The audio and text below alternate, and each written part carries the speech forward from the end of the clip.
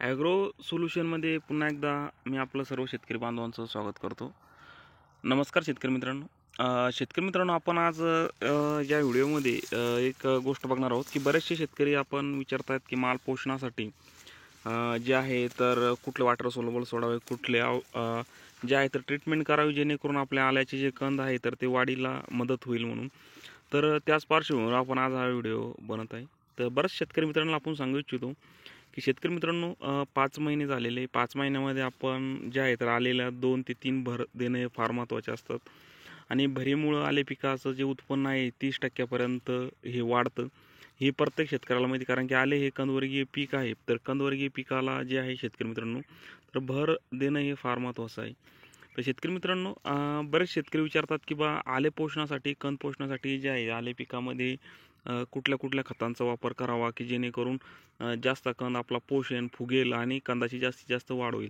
तर त्याच पार्श्वभूमीवर शेतकरी मित्रांनो, आपण जर आले पिकामध्ये जर बघितलं, आता आपला हा स्वतःचा घरचा प्लॉट आहे शेतकरी मित्रांनो. आता हे बेट आहे पूर्ण कंप्लीट. आता याच्यामध्ये आपल्याला असं दिसून येतं, तुम्ही जर कॅमेरा झूम केला, कॅमेरा जर खालपर्यंत नेला, तर जे आले पिकाचं जे आहे तर त्या मातीच्या वरती आले पिकाचे जे डोळे आलेले, फुटवे आलेले शेतकरी मित्रांनो तुम्ही बघू शकता. आता हे माझ्या बोटापाशी आणि हे बघा एक इथंही आलेले आहे. तर शेतकरी मित्रांनो, म्हणजे यांनी काय होतं की आलेचं पोषणाचं काम चालू आहे आणि माती त्याला सफिशियंट नाही, म्हणजे भर त्याला सफिशियंट नाही. आपण कितीही खर्च केला फुगवणीसाठी, कितीही वॉटर सोल्युबल दिले, कितीही खतं दिले, तर ते आपले वाया जातील असं मला वाटतं. कारण त्याचा विषय असा आहे की काय झालं की 4 महिने 5 महिने बऱ्यापैकी पाऊस होता. आपण 50व्या दिवशी ट्रेलरच्या सहाय्याने मी भर दिली, पण ती पाहिजे तेवढ्या अपेक्षित भर मला माझ्या प्लॉटला ही पडलेली नाही आहे.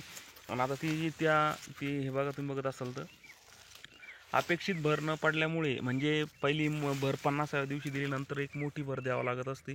तर ती मोठी भर देण्याच्या पाठीमाग म्हणजे सडीचा प्रादुर्भाव आले पिकामध्ये बराचसा वाढला होता.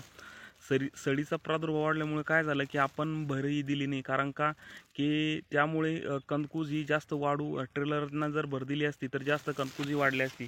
लेबरच्या साहाय्याने आपण माती लावण्याचा प्रयत्न केला, पण अपेक्षित तितकी माती आपली लागल्या गेली नाही. आता हा मोठा कंद आहे शेतकरी मित्रांनो, हे बघा एकच कंद आहे, पण ही पूर्ण टोटल कंद हा वरती उघडा पडत आहे, म्हणजे माल हा वरती येत आहे.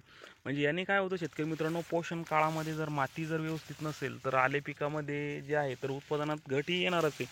आणि जर असं, म्हणजे या माझा वैयक्तिक स्वतःचा प्लॉट आहे, ट्रेलर आपल्याला 1-2 दिवसामध्ये मातीची भर आपल्याला ही द्यायची आहे. आणि हा सगळं जर बघितलं तुम्ही, ज्या ठिकाणी पोषणचा काळ चालू आहे त्या ठिकाणी हे असे जे आहे तर कंद हे उघडे पडत आहे.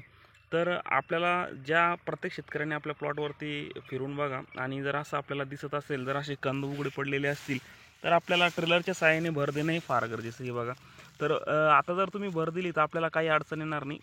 याचं कारण एक असं आहे शेतकरी मित्रांनो, आता थंडावा आहे, वातावरण हे नॉर्मल झालेलं आहे, आणि आता कंदकुज असली तरी तर कंदकुज ही वाढणार नाही. आणि मातीची भर आपण आमच्याकडं एक खोरं असतं, त्या खोऱ्याच्या साहाय्याने आम्ही मातीची भर देत असतो.